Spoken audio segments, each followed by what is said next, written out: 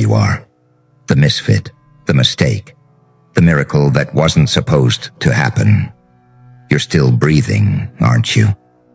Tsk. How inconvenient for them. Because you weren't meant to survive. You weren't built for comfort. You weren't wrapped in silk and handed a script. No. You were forged in noise. You were baptized in failure. You were sculpted from rejection and carved out of every little "you're not enough" they ever whispered behind your back. And yet, here you are, not just alive, not just standing, but dragging your broken pieces through the rubble with that little crooked smirk on your face. Like the chaos wasn't the end of you. It was the beginning. Let's not pretend, shall we? You weren't supposed to survive that trauma, the weight of it. The way it wrapped around your neck like a noose and dared you to breathe. You weren't supposed to climb out of those nights soaked in your own screams. You weren't supposed to come back from that betrayal, that heartbreak, that collapse. You were supposed to shatter. But what a disappointment you turned out to be. For every demon that wanted you dead, they thought you'd disappear. Instead, you evolved. They thought they'd bury you. Instead, you grew teeth. And now you walk like a ghost they can't exorcise. You haunt them with your silence. You mock them with your breath. Every inhale you take is an insult to the world that tried to erase you.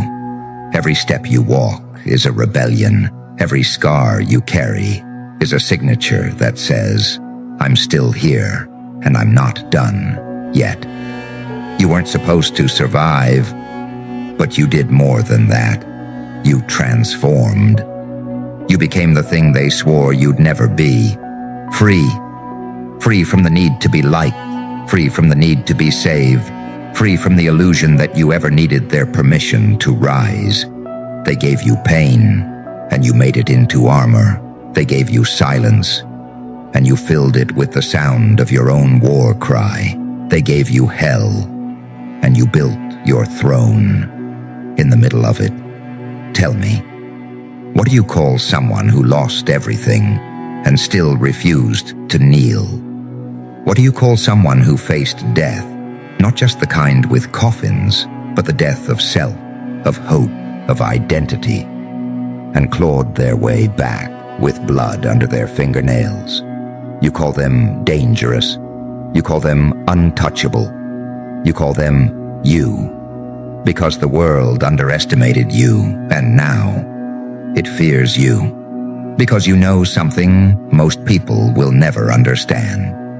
The worst thing that ever happened to you already happened, and you survived. So what could possibly stop you now? What threat could they make that's scarier than what you've already lived through? What wound could they give you that you haven't already turned into a weapon? Let them talk. Let them laugh. Let them whisper behind closed doors about how you've changed. Good. You should have. You're not the same. You're not nice anymore. You're not soft anymore. You're not interested in fitting in. You're interested in taking back everything they tried to steal from you. So let them stay comfortable in their little world of masks and mediocrity. While you walk into every room like a loaded gun, not with violence, but with power, with truth, with the weight of every war you've survived and every lie you've burned through. You weren't meant to make it out. You weren't meant to be strong. You weren't meant to be heard. But the fire didn't kill you. It crowned you. So wear your ashes like royalty, smile at the chaos, wink at the void, and remind the universe, I wasn't supposed to survive, but now I'm the one thing you'll never control again. Oh, we're not done. No. You don't just walk away after rewriting your fate in blood and nerve and madness. You don't stop here, because surviving was never the goal, was it? You weren't built to survive. You were built to overthrow. to invert the rules, to shatter the hierarchy and spit on every lie they sold you with a plastic smile and a crooked hand. They told you to be humble. Translation, small. They told you to be patient. Translation, silent. They told you to be realistic. Translation, dead inside. And you almost believed them, didn't you? There was a time when you bent your own spine just to be accepted. A time when you watered yourself down just to be digestible. A time when you killed pieces of yourself just to belong. But those days, gone, buried, burned. Because something inside you snapped. And thank the darkness it did. You realized you don't owe this world obedience. You owe it a reckoning. Not because you're bitter, but because you're awake. And waking up in this sick little circus means realizing something vicious. They don't want you healed. They want you controlled. But you didn't just survive, you escaped. And escape is treason in a world that feeds on broken people. They don't want to see you rise, not really. They want you useful, not dangerous.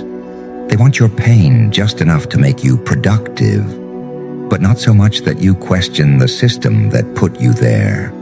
But you tore through the programming.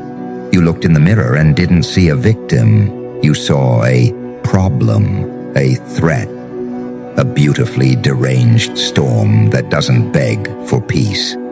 It demands war. And now you walk around with a smile that makes liars twitch, not because you're cruel, but because you see through them, because they know you can't be manipulated anymore.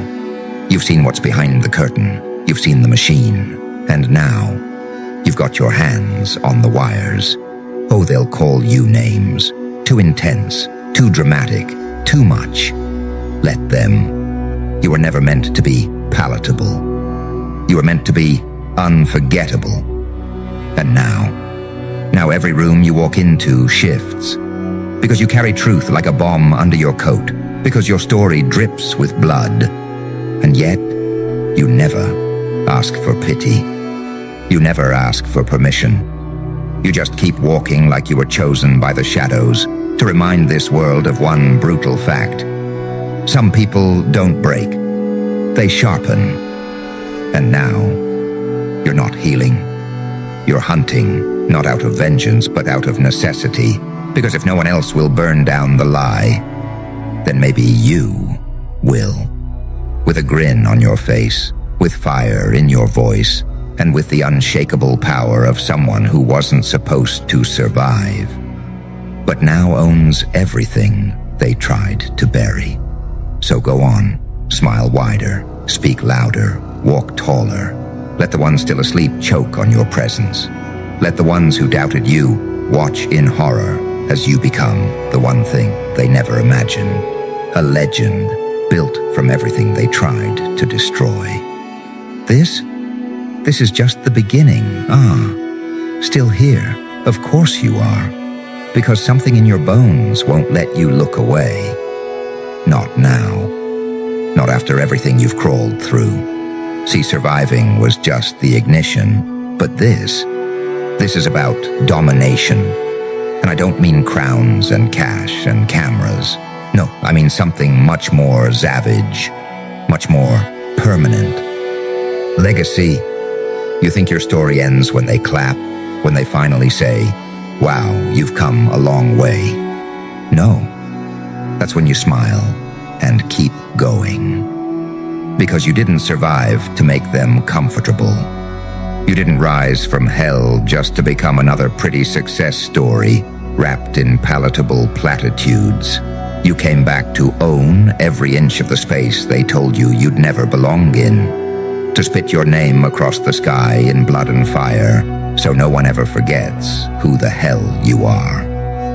Because here's the truth they don't want you to know. Once you've survived what was meant to kill you, you become unhinged from fear. You become the kind of soul that no longer asks, "Is this safe?" You ask, "Is this mine yet?" And if it isn't, you take it.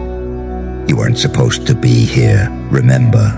So now, every breath you take is a declaration. Every move you make is a scar on the face of every system that tried to bury you. Every time you speak for the ghost you used to be. And every time they try to silence you, you get louder. You weren't meant to survive, but now you're making them remember you. And that, right there, that's domination. Not power for the sake of power, but power for the sake of never being erased again.